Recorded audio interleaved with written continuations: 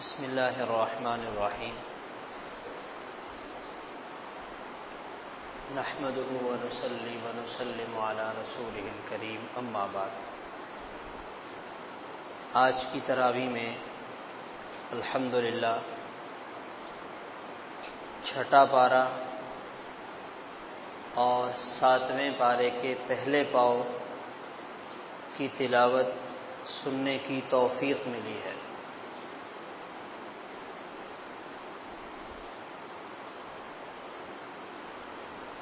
آج کی دنیا میں مسلمانوں کے بارے میں یہ کہا جاتا ہے یہ تنگ نظر ہیں، تنگ نظر ہیں، جبکہ حقیقت یہ ہے کہ مسلمانوں سے زیادہ وسیع نظر کوئی نہیں ہے۔ چھٹے پارے کے شروع میں اللہ تعالیٰ نے بتلایا کہ کافروں میں کچھ لوگ ایسے ہیں جو انبیاء کے درمیان تفریق کرنا چاہتے ہیں۔ یقولون نؤمن ببعض ونکفر ببعض، کہتے یہ ہیں کہ ہم کچھ نبیوں کو مانیں گے کچھ کو نہیں مانیں گے، یہ ان کا کہنا ہے۔ جیسے یہودی کہیں گے ہم حضرت موسیٰ علیہ السلام کو مانتے ہیں، عیسیٰ علیہ السلام کو نہیں مانتے۔ عیسائی کہیں گے ہم حضرت عیسیٰ علیہ السلام کو مانتے ہیں، موسیٰ علیہ السلام کو نہیں مانیں گے۔ اور دین اسلام کیا کہتا ہے؟ حضرت آدم علیہ السلام سے لے کر محمد الرسول اللہ صلی اللہ علیہ وسلم تک جتنے انبیاء آئے ہیں سب کو ماننا ضروری ہے۔ تو وسیع نظر پھر مسلمان ہوئے۔ اس کا مطلب یہ ہے کہ یہ پروپیگنڈا ہے اور مسلمانوں کو بدنام کرنے کے لیے اس قسم کی باتیں پھیلائی جاتی ہیں۔ الحمدللہ ہم بڑے روشن خیال ہیں، ہم بڑا وسیع ظرف رکھنے والے ہیں، ہم تمام انبیاء کو ماننے والے ہیں، سب کا ادب اور احترام کرنے والے ہیں، ہمارے دلوں میں کسی کے لیے کوئی کسی قسم کی کمی یا کوئی برائی نہیں ہے۔ اور فرمایا جو یہ اتنا بڑا ظرف رکھنے والے ہیں اولئک سوف یؤتیہم اجورہم، اللہ تعالیٰ انہیں کئی طرح کے اجر عطا فرمائیں گے۔ اجرہم عربی میں اجر مفرد ایک کے لیے آتا ہے، اجور جمع کے لیے آتا ہے۔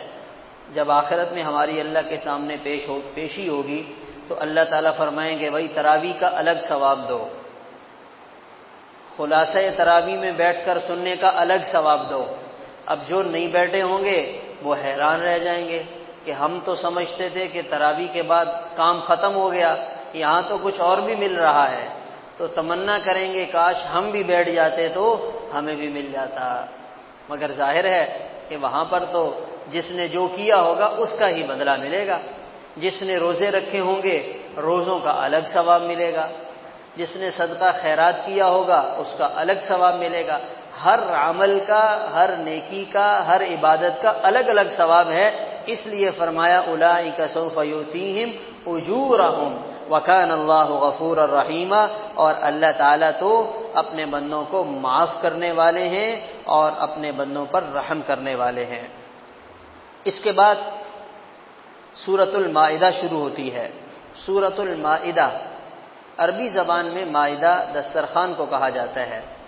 اس سورت کے اخیر میں حضرت عیسیٰ علیہ السلام کے زمانے کے ایک واقعے کا تذکرہ ہے جس میں ان کی قوم نے مطالبہ کیا تھا آسمان سے دسترخوان آئے، انزل علینا مائدۃ من السماء، آسمان سے دسترخوان آئے اور دسترخوان بھی ایسا ہو جس پر کھانے سجے ہوں، کھانے ہمیں نظر آئیں اور وہ ہمارے سامنے اترے، تب ہمیں یقین آئے گا کہ آپ بھی سچے رسول ہیں اور اللہ تعالیٰ بھی موجود ہیں۔ ایسے ایسے لوگوں نے مطالبے کیے ہیں انبیاء سے، عجیب و غریب قسم کے۔ اب اس مطالبے کا نبی کی نبوت سے کیا تعلق ہے؟ حضرت موسیٰ علیہ السلام سے مطالبہ ہوا، یہی چھٹے پارے کے شروع میں ہے، ارین اللہ جہرتن، ہمیں اپنا خدا دکھاؤ تب ہمیں یقین آئے گا۔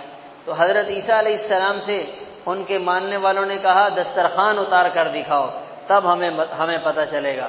تو یہ مطالبہ ہی غلط تھا۔ پھر وہ دسترخوان بھی آیا اور ان پر جو شرط لگائی گئی تھی کہ اس میں سے کوئی چیز ذخیرہ نہیں کرنی، اس شرط کی انہوں نے خلاف ورزی کی اور پھر اللہ کا عذاب بھی ان پر آیا۔ تو اس لیے دین کے معاملے میں آدمی کو شرطیں نہیں لگانی چاہیے، شرط لگا کر دین پر چلنے کی ضرورت نہیں ہے۔ اگر میرا یہ کام ہو گیا تو پھر میں نماز پڑھوں گا، اگر یہ میرا مسئلہ حل ہو گیا تو پھر میں روزے رکھوں گا، اگر یہ میری بات پوری ہو گئی تو پھر میں دین کے مطابق چلوں گا۔ دین میں کوئی شرط لگانے کی ضرورت نہیں ہے، کام ہو تب بھی دین کے مطابق چلنا ہے، اگر کام نہ ہو تب بھی دین کے مطابق چلنا ہے۔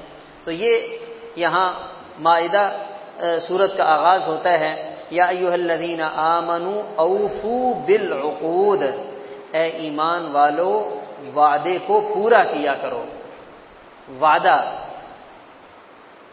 ایک وعدہ وہ ہے جس کا تعلق انسانوں کے ساتھ ہے، کسی بھی شکل میں ہو سکتا ہے، کاروباری معاہدہ ہے، ملازمت کا معاہدہ ہے، کسی سے کام کروانے کا معاہدہ ہے، کسی کی خدمات حاصل کرنے کا معاہدہ ہے، کسی قسم کا کوئی معاہدہ ہو، آدمی کو اپنے وعدے کو پورا کرنے کی پوری کوشش کرنی چاہیے، جان بوجھ کر اس کی خلاف ورزی نہ کرے۔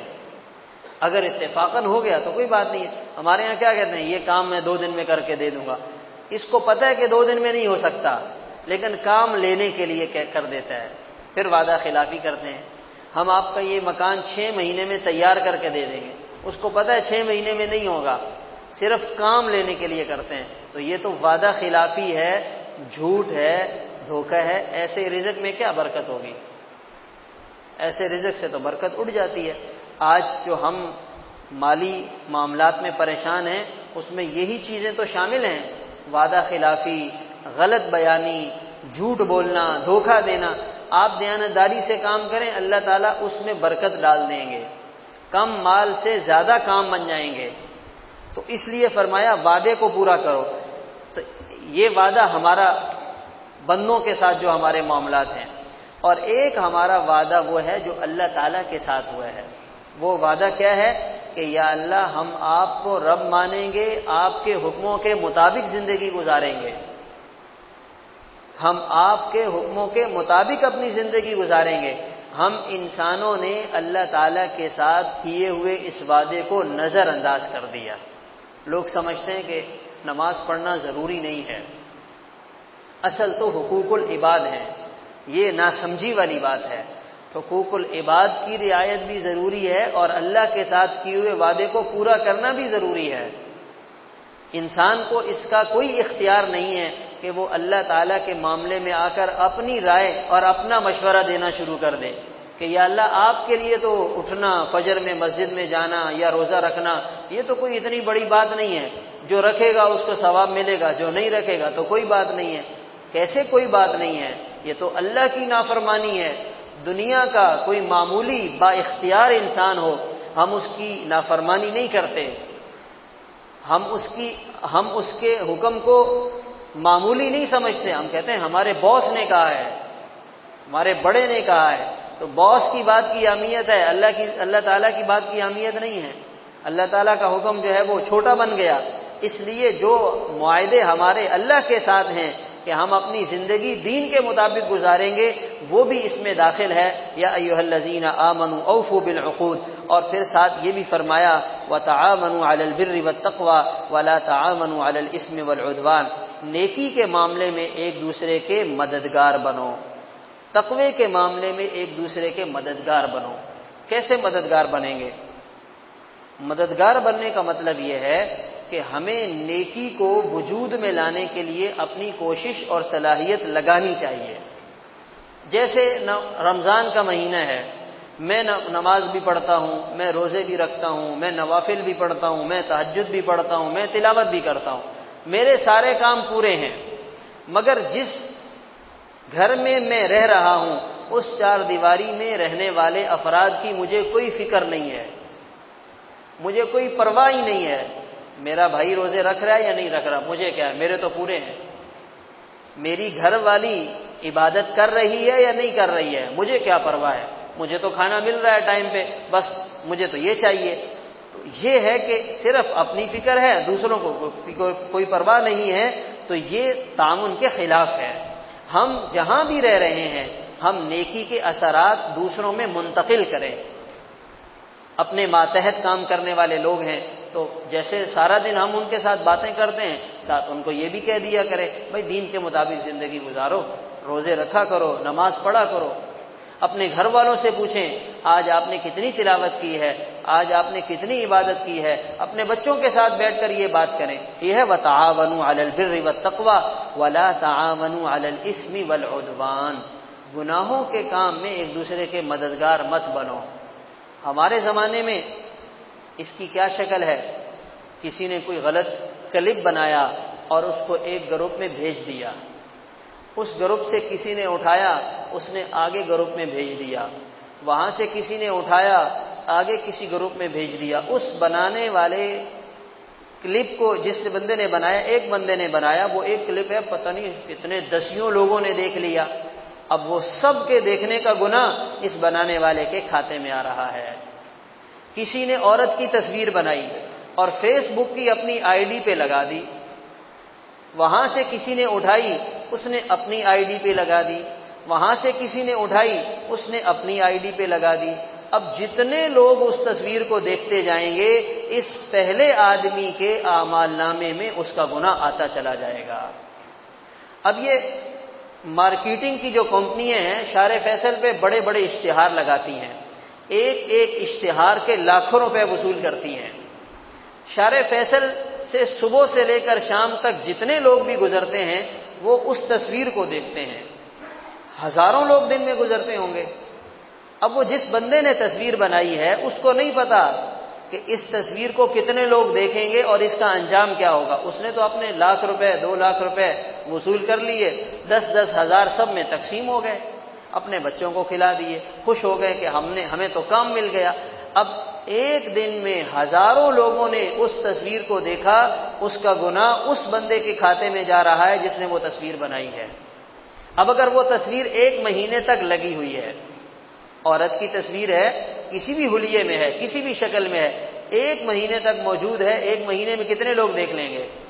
اب 1 مہینے کا وہ جو گناہ ہے وہ کس کے کھاتے میں چلا گیا؟ وہ جس بندے نے تصویر بنائی ہے۔ یہ ہے وَلَا تَعَاوَنُوا عَلَى الْإِثْمِ وَالْعُدْوَانِ۔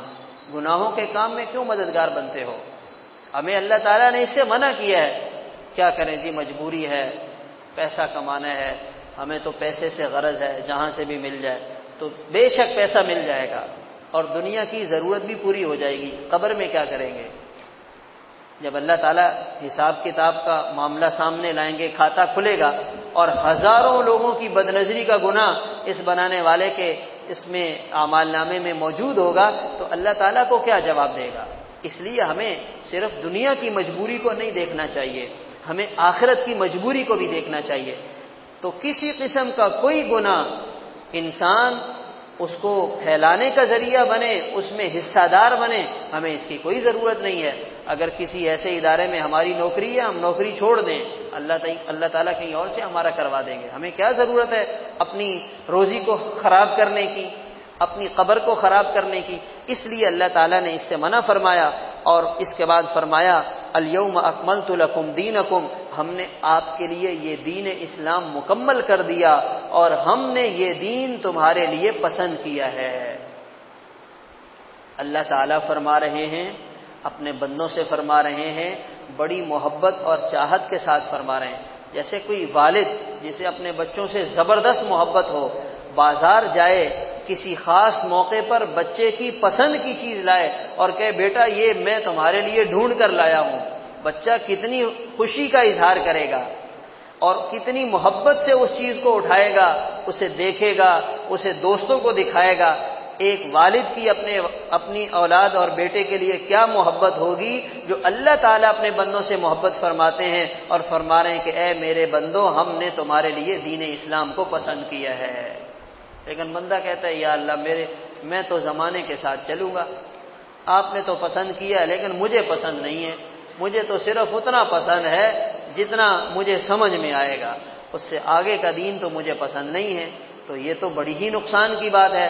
اللہ تعالیٰ دین اسلام کو پسند فرمائیں اور بندہ زمانے کے فیشن کو پسند کرے تو اللہ کی پسند کو تو ہم نے ٹھکرا دیا، اللہ کی پسند کو تو ہم نے پیچھے ڈال دیا، چھوڑ دیا۔ تو اگر وہ بیٹا اپنے والد کی لائی ہوئی پسند کی چیز کو پھینک دے، اس کو ضائع کر دے، اس کو توڑ دے، والد کے کیا جذبات ہوں گے؟ دوبارہ کبھی اس کے لیے وہ لائے گا؟ والد کا دل کتنا ٹوٹے گا، کتنا پریشان ہوگا۔ ایک کھلونے کا، ایک چیز کا ٹوٹ جانا، اس کا کیا نقصان ہے۔ جہاں اللہ کے احکامات ٹوٹتے ہیں کتنی اللہ تعالیٰ کی ناراضگی ہوتی ہے، مگر بندے کو کوئی پرواہ ہی نہیں ہے۔ بندہ تو کہتا ہے جی کیا ہے، خیر ہے، کوئی مسئلہ نہیں ہے۔ مسئلہ بہت بڑا ہے، اس لیے اللہ تعالیٰ نے ہمارے لیے جو دین اسلام پسند کیا ہے، ہم نے اس دین اسلام کے مطابق زندگی گزارنی ہے۔ ہم نے اپنی زندگی کے معاملات کو دین کے ساتھ جوڑ کر چلانا ہے۔ جو بندہ دین کے مطابق چلتا ہے پھر اللہ تعالیٰ بھی اس سے محبت فرماتے ہیں، اس سے خوش ہوتے ہیں اور اللہ تعالیٰ اس کے کاموں کو آسان بنا دیتے ہیں۔ اللہ تعالیٰ ہمیں اس کی توفیق عطا فرمائے۔ اس کے بعد یہاں سورۃ المائدہ میں سیدنا آدم علیہ السلام کے 2 بچوں کے واقعے کا تذکرہ ہے۔ حضرت آدم علیہ السلام کے 2 بیٹے، ایک کا نام ہے حابیل اور دوسرے کا نام قابیل۔ قابیل قاتل ہے اور حابیل مقتول ہے۔ اس زمانے میں بہن بھائی کا نکاح جائز تھا، کیونکہ ابھی انسانی آبادی شروع ہو رہی تھی، چند لوگ تھے، انگلیوں پر گنے جا سکتے تھے۔ دستور یہ تھا کہ ایک دفعہ ایک بیٹا اور ایک بیٹی یعنی بہن بھائی پیدا ہوتے اور ان کا رشتہ الگ الگ کیا جاتا، یعنی پہلے جو بچہ پیدا ہوا ہے اس کا دوسری بچی کے ساتھ، دوسرے حمل میں جو بیٹی پیدا ہوئی ہے اور جو بیٹا ہے اس کا پہلے والے کے ساتھ، یہ ایک دستور اس زمانے میں چلا آ رہا تھا۔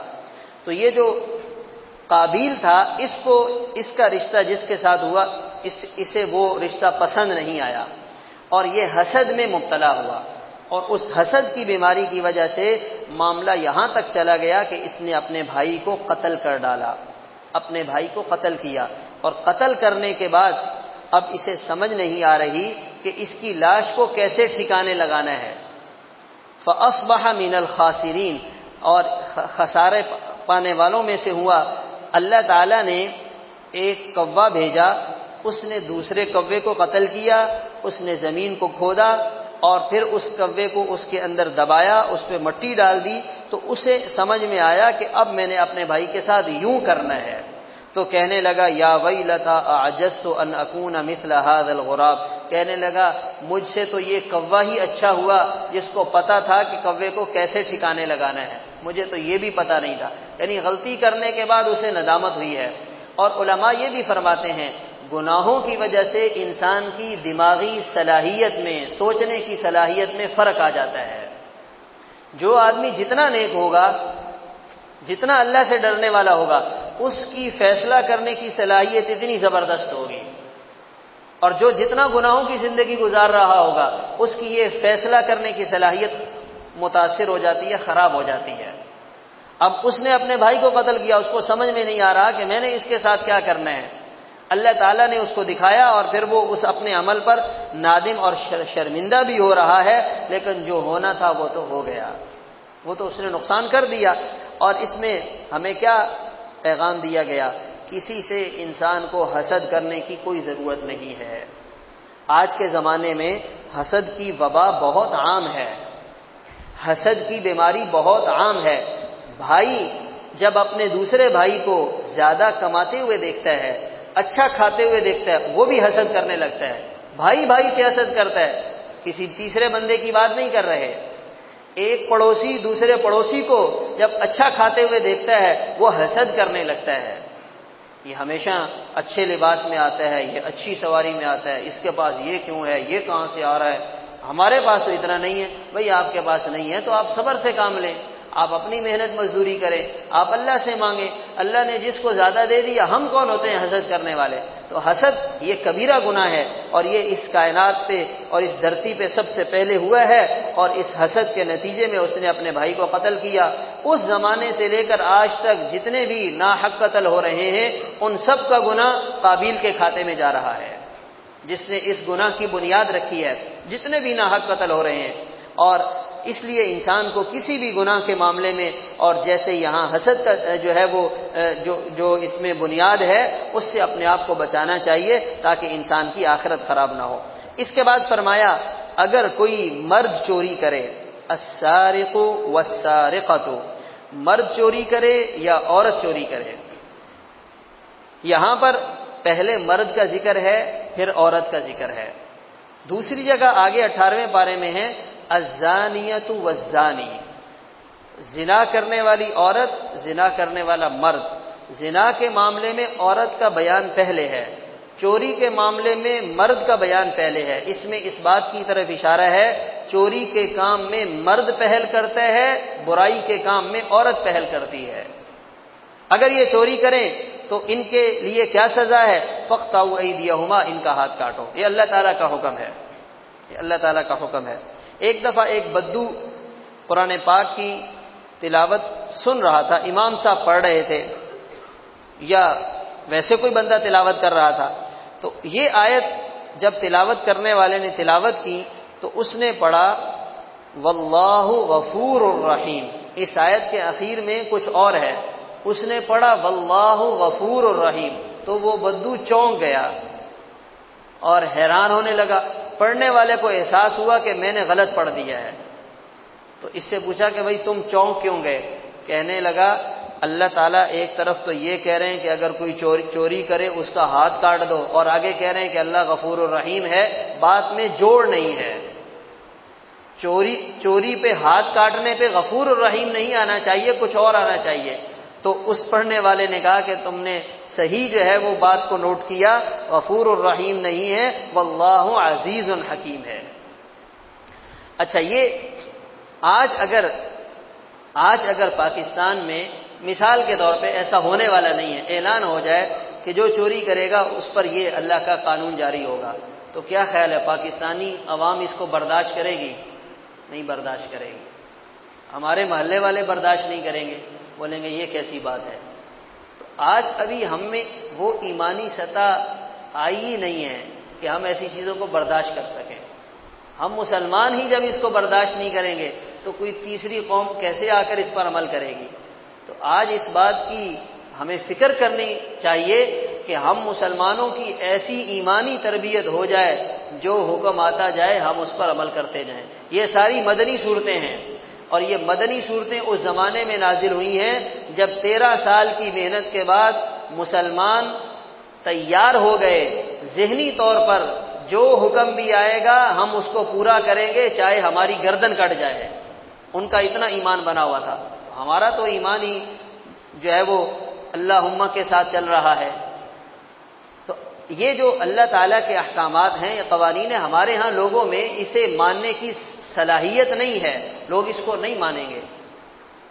ایک بھرپور اس پر لوگوں کا رد عمل آئے گا، اور جتنے بھی یہ سوشل میڈیا والے ہیں یہ تو پتہ نہیں کیا کیا باتیں بنائیں گے۔ تو ہمیں یاد رکھنا چاہیے اللہ تعالیٰ کے قانون میں ہمیں کوئی رائے دینے کا حق ہی نہیں ہے۔ ہمارے پڑوس میں ایک غریب ملک ہے، ابھی اس کو اپنی آزادی کے 2 سال بھی پورے نہیں ہوئے، وہاں پر یہ چیزیں موجود ہیں، اللہ تعالیٰ نے ان کو اس کی ایسی برکتیں دی ہیں، ساری دنیا کی معیشت نیچے جا رہی ہے، ان کی معیشت اوپر جا رہی ہے۔ پاکستان میں ڈالر مل ہی نہیں رہا، ان کے ہاں ڈالر ڈی ویلیو ہو رہا ہے۔ پاکستان میں ڈالر اوپر جا رہا ہے، ادھر نیچے جا رہا ہے۔ یہ کیا ہے؟ یہ اللہ کے قانون اور اللہ کے نظام کی برکتیں ہیں۔ حالانکہ جنگجو قوم، لڑنے والے، اور پتہ نہیں کتنے سالوں سے جنگ زدہ علاقہ، اور دنیا کے 50 ملک ان پر حملہ آور تھے، لیکن جب ان کو موقع ملا انہوں نے ایک ہی بات کی ہے، ہمارا دستور وہ قرآن ہے، ہم قرآن کے مطابق چلیں گے، آسمان نیچے آ جائے، زمین اوپر چلی جائے، ہمیں اس کی کوئی پرواہ نہیں ہے۔ نقصان ہوتا ہے تو ہو جائے، دنیا والے ہمیں مانتے ہیں تو مانے، نہیں مانتے ہیں تو نہیں مانے، ہم تو اپنی بات پر ہیں اور وہ ماشاءاللہ اپنی بات پہ جمے ہوئے ہیں اور اس کی برکتیں ان کو مل رہی ہیں، ہم تو صرف باتیں کرنے والے لوگ ہیں۔ تو اس لیے اللہ کے قانون اور اللہ کے نظام میں جتنی برکات ہیں ہم سوچ بھی نہیں سکتے ہیں۔ آج اگر ہم صرف پاکستان یہ طے کر لے کہ میں نے صرف قرآن کو دستور بنا کر چلنا ہے، پوری دنیا اس کی غلام بن جائے گی، امریکہ کیا اور فلاں کیا اور فلاں کیا، سب زیرو ہو جائیں گے۔ صحابہ کرام کے پاس تو کچھ بھی نہیں تھا، ان کی کون سی معیشت مضبوط تھی، ان کے پاس کون سے ڈالر تھے، یا اس زمانے کی کون سی ان کے پاس یعنی وسائل کے اعتبار سے ان کے پاس کثرت تھی، کچھ بھی نہیں تھا، لیکن ایک بات تھی جو اللہ تعالیٰ نے فرما دیا، جو رسول اللہ صلی اللہ علیہ وسلم نے فرما دیا، بس وہ ہمارے لیے، نہ اس سے آگے جائیں گے نہ پیچھے جائیں گے۔ اللہ نے ان کو کہاں سے کہاں پہنچا دیا۔ کیسر و کسرا جن کے بارے میں کوئی بات نہیں کر سکتا تھا، ان کے خزانے مدینہ منورہ میں مسجد نبوی میں ڈھیر لگے ہوئے ہیں، ان کے پاؤں میں پڑے ہوئے ہیں۔ یہ صرف اور صرف قانون، یہ قرآن کی برکت ہے، قرآن کے قانون کی برکتیں ہیں۔ اور پھر اللہ تعالیٰ نے اسی سورۃ المائدہ میں ساتھ یہ بھی بتا دیا، جو ہمارے حکم پر نہیں چلے گا یہ کافر ہے، جو ہمارے حکم پہ نہیں چلے گا یہ ظالم ہے، جو ہمارے قانون پہ فیصلہ نہیں کرے گا یہ فاسق ہے۔ یہ اتنی بڑی بات اللہ تعالیٰ نے صاف الفاظ میں فرما دی ہے کہ اس کو سمجھنے کے لیے کوئی تشریح کی بھی ضرورت نہیں ہے۔ اگر کوئی مسلمان ہو کر اللہ کے قانون کو نہیں مان رہا تو پھر اس کو اپنے ایمان کی خیر منانی چاہیے۔ اور فرمایا کہ تمہیں کافروں سے دوستی لگانے کا بڑا شوق ہے، کافروں کی طرف تمہارا بڑا میلان ہے، ان کی معیشت، ان کی زندگی، ان کا رہن سہن تمہیں بہت پسند ہے۔ آج اگر تم ان کے ساتھ دوستی لگاؤ گے، کل ہم تمہیں انہی کے ساتھ قیامت کے دن جمع کر دیں گے۔ وَمَن يَتَوَلَّهُم مِّنكُمْ فَإِنَّهُ مِنْهُمْ۔ آج ہماری مسلمان عورتیں کافر عورتوں کا جو لباس پہنتی ہیں، انہیں اس بات کی فکر رہنی چاہیے کل قیامت کے دن اللہ تعالیٰ انہیں کافر عورتوں کے ساتھ جمع کریں گے۔ آج ہمارے ہاں جو مسلمان عورتوں میں ان کے لباس اور ان کا طرز زندگی، ان کی تہذیب، ان کی ثقافت کو اپنانے کا شوق ہے تو دنیا میں شوق پورا کر لیں، دنیا میں شوق پورا کر لیں، مگر آخرت میں اللہ تعالیٰ ان کو ان کافر عورتوں کے ساتھ جمع کریں گے، اور کافر عورتیں تو سیدھی جہنم میں جائیں گی، ان کا کیا بنے گا؟ اس لیے ہمیں اللہ تعالیٰ نے اس چیز سے منع کیا کہ کافروں کے ساتھ دوستی لگانے کی کوئی ضرورت نہیں۔ اگر دوستی لگانی ہے تو کس کے ساتھ دوستی لگائیں؟ انما ولیکم اللہ، سب سے پہلے تمہارے دوست اللہ تعالیٰ ہیں۔ ہم نے اللہ تعالیٰ کو کبھی اپنا دوست بنایا ہی نہیں ہے، سب سے پہلے ہمارے دوست کون ہیں؟ اللہ تعالیٰ ہیں۔ دوسرے نمبر پر رسول اللہ صلی اللہ علیہ وسلم ہیں، وہ ہمارے دوست ہیں، یہ ہمارے خیرخواہ بھی ہیں، ہمدرد بھی ہیں، وفادار بھی ہیں، دوست بھی ہیں، ان کے ساتھ ہم دوستی لگائیں۔ تیسرے نمبر پر ایمان والے، کون سے ایمان والے؟ جو نماز قائم کرتے ہیں، زکوٰۃ ادا کرتے ہیں، اللہ تعالیٰ کی مان کر زندگی گزارتے ہیں، یہ ایمان والے تیسرے نمبر پر ہمارے دوست ہیں۔ ہم دیکھ لیں ہماری دوستی کس کے ساتھ ہے۔ تو یہ لوگ ہیں جن کے ساتھ دوستی کرنی چاہیے، اور یہ دوستی واقعی کارآمد دوستی ہے، اس کی بڑی برکات ہیں۔ اور اس کے بعد فرمایا یا ایھا الرسول بلغ ما انزل الیک من ربک، اے محمد صلی اللہ علیہ وسلم، اللہ تعالیٰ کی طرف سے جو دین آپ تک پہنچا، آپ کو دیا گیا، آپ اس دین کو آگے امت تک پہنچائیے۔ اور آپ صلی اللہ علیہ وسلم نے یقیناً 100% دین امت تک پہنچایا ہے۔ اس کے بعد امت کی ذمہ داری لگائی ہے کہ یہ دین جیسے میں نے تم تک پہنچایا ہے، اس دین کو کیا کرنا ہے؟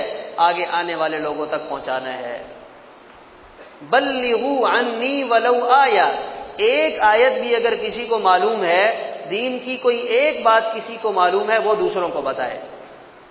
اگر دین کا کوئی ایک مسئلہ، کوئی ایک حکم، کوئی ایک بات، کوئی ایک حدیث معلوم ہے، وہ دوسروں کو بتائے۔ تو ہمیں اپنا مزاج بنانا چاہیے، دین کو سیکھنا، دین کو دوسروں تک پہنچانا۔ دین کو لینا اور دین کو دوسروں تک پہنچانا، یہ جب ہمارا مزاج بنے گا تو اس کی برکت سے ہماری زندگی میں بھی دین زندہ ہوگا اور پوری امت کی زندگی میں بھی دین وجود میں آئے گا۔ اللہ تعالی ہم سب کو عمل کرنے کی توفیق عطا فرمائے۔